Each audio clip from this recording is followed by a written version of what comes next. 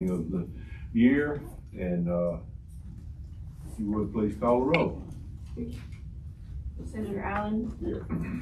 Senator Bell. Here. Senator Chambliss. Senator Coleman Madison. Here. Senator Figures. Senator Kelly. Senator Kitchens. Here. Senator Roberts. Senator Stewart. Here. Senator Stutz. Here. Senator Williams. Here. All right, thank you. We have a quorum, and we have one bill on the agenda today, and Senator Orr, you're the man of the hour. Tell us about your bill. Thank you, Mr. Chairman, and thank you, members, for getting up early on a Thursday morning and being out and being here for one bill. So I know sometimes it can be a struggle or a challenge.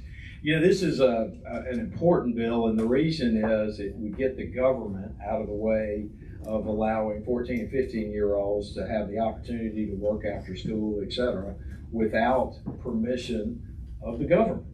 And, you know, something that I've heard from people saying, oh, I'm concerned about, you know, abuse of children. And if I talk to the Department of Labor, and they even have a representative here, they don't have any objections to it. But what the bill doesn't do, let me read off some of these things. It doesn't reduce the penalties for lawbreakers. It doesn't change the record-keeping requirements for employers. It still requires businesses to obtain the notifications for employees, you know, that are up. It still requires the businesses to keep on file the proof of age of the children. It doesn't change school attendance laws. Right now, under Alabama law, it prohibits teenagers, which would include these 14, 15-year-olds, from working during school hours. So you can't, under current law, you can't work during school hours. And I think there's a misrepresentation perhaps that, oh, 15-year-olds are going to skip school to go work. Well, under current law, you can't do that. And truancy laws would also still apply. The work hours, it doesn't change the number of hours or times that a teenager can work.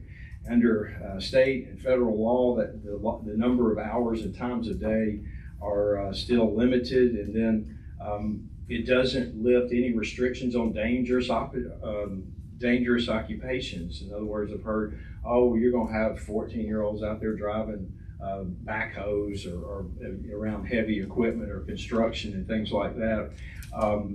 Right now, under current law, they can't do jobs like roofing, mining, forestry, working with balers, compactors, meat slicers, et cetera, et cetera. So all those protections stay in place. The only thing this bill does is remove the requirement for a 14 or 15-year-old to get permission from the local school superintendent to get a job after school, which is now the current law and requirement. Okay, thank you, Senator Orr. Any questions or for the bill sponsor? I have no questions. We'll go ahead and pass the bill. It's such a good bill. Second. I have a question. Okay, question, Senator Figures, I guess you were first. Thank you, Mr. Chairman. Senator Orr, I have two questions. One, how many other states have this already in place in the country? And two, what gave you the idea to bring this forth? What pushed it? I actually had a bill on this last session, but I didn't file it because it came across the issue. I'll read off the states that have currently, there's no requirement for the government to give permission to similarly aged children to work outside of school hours. In the South, I'll start in the Southeast: South Carolina, Tennessee, Florida, Arkansas, Kentucky, Texas, then moving out, Arizona, Nevada, Utah, Oregon, Indiana, Montana, Wyoming, South Dakota, Nebraska, Kansas, Indiana are the ones that require no government. And then you kind of get into a hybrid area of sometimes it's school officials, sometimes it's state officials, sometimes it's both. So it's a hodgepodge after that.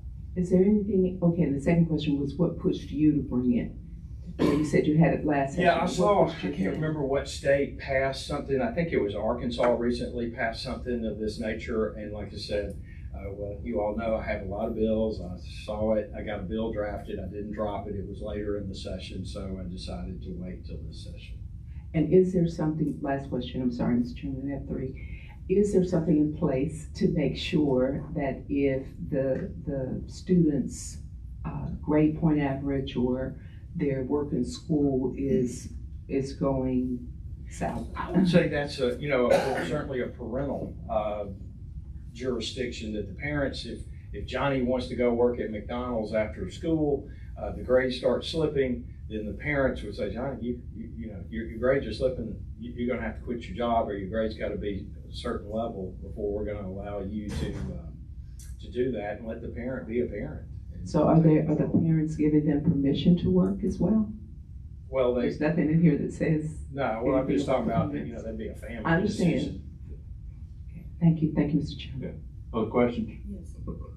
I want to follow up on the question that Senator Figurs asked. Does this require parental permission for children to work? What's the age now that started in Alabama that you have to have a work visa for whatever it is for kids? A work visa? Well, not a visa, but a permission for kids, if kids want to work that's underage. Well, right now the government controls 14 and 15-year-olds. Okay, so if you're 16 years old, you can work and you don't have to worry about that. Correct. Do we have any statistics from the Department of Labor here in Alabama, how many children that are already in the workforce? Define children. Well, that 16 qualifies. and 17. No, well, yeah, I guess 16 is, that's over 15. I know there's a attorney from the Department of Labor I saw in the hallway. Do we have any idea of that number?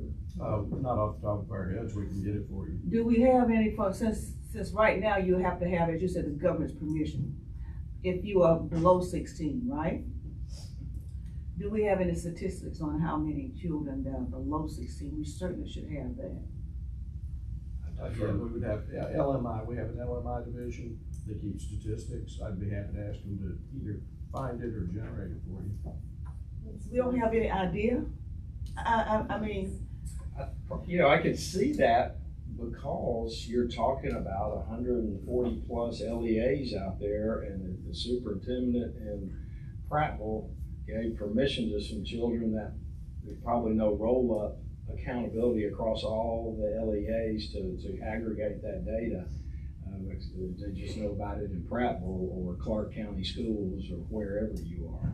Well, I do have a concern. And right now, is there a particular number, you have to educate me on, because I don't have teenagers that work. I have a niece that's in Texas, but she's over 15 or 16, so, and of course their laws are different. What is the number of hours that children can work that's considered underage? As far as a cap? Yeah. If they're 15 or below 16, what's the number? During the school year, it's 3 hours a day and 18 hours a week. They're limited during the school year. That's the most they can work. So that's not going to change. But I still have an issue with 14-year-olds. I know that, and I look at it as that, I know we're trying to fill a workforce gap or whatever, and I know we have that problem, but I know that truancy is off the chart in a lot of areas. Yeah, we don't have parents that are as responsible as they should be, but I do think that our laws should protect the most vulnerable, which is our young people. But more importantly, I feel that in some ways, this could be a way to take advantage of kids of that age who are impoverished, who need money to help their families or whatever. And that's why I think it's important that the school is involved, because they work with that child and see that child every day and know what he's doing. But what I don't want is that the child gets into that track and you get used to making money, and next thing you know, once you get old enough to drop out of school, like I said, truancy is off the chart. You drop out of school and you stay in that dead-end job. I just look at it from another perspective, and I just think that there's some red flags along the way for me. For me, I say encouraging children to realize the value of work and that there's a reward for work. And again, you heard the hour limitations on them, and then let parent, if there's a problem posed in the home or the school setting with grades, let the parents parent. Any other questions or comments? Thank you, Mr. Chairman. I echo the concerns of our colleagues about this legislation. And I thank you for this bill because I understand what you're trying to do. We're trying to increase workforce participation. Am I wrong on that? I think that could be ancillary, but at 3 hours a day, I don't know the aggregate impact. It's more, why should you go to the government and get permission, or the superintendent to be exact, to allow your child, if you work 3 hours after school at McDonald's, why should we have to do that? Well, in my district, we have truancy issues in the Black Belt.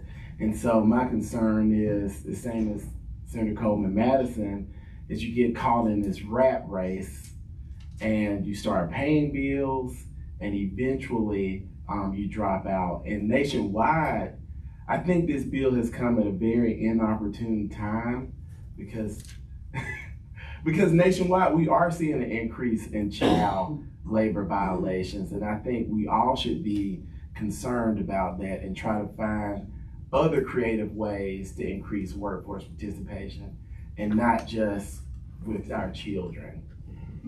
Okay, thank you. I think Senator Figures has another comment. Oh dear, didn't we reach the promised allotment of questions? We're close. Now see, I thought you might like this comment, but I remember while in high school, I couldn't wait until I turned 16 to get a part-time job, although I was ready at 15. And then I ended up working in the library at 16. So I definitely support getting our children to working and knowing the value of work, particularly in this day and age. But I think there should be some checks and balances in here to make sure that those children truly are ready.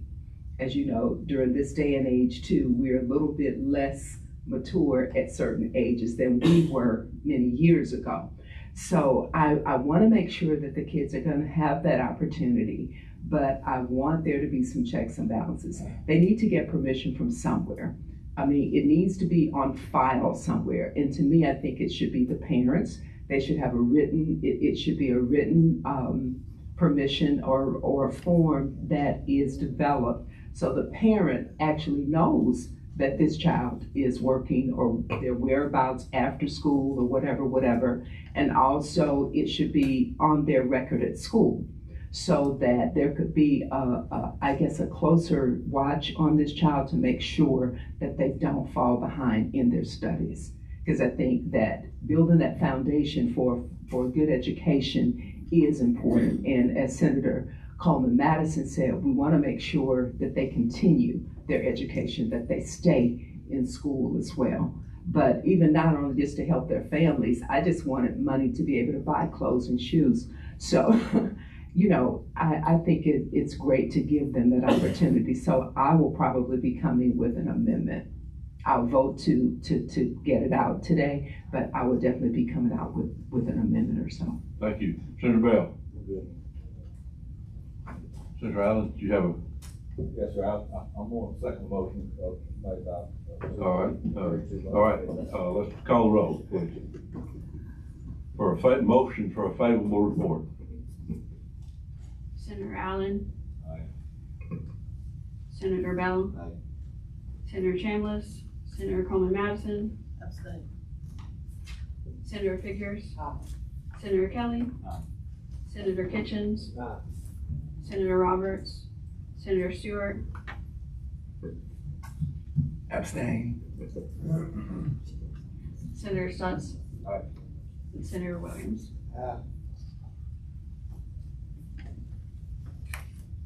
7-0, the bill's given a favorable report. Thank you, Senator Orr, for Thank you, bringing Mr. this Chairman. bill. Thank you. And thank you all, members of the committee. Meeting's adjourned.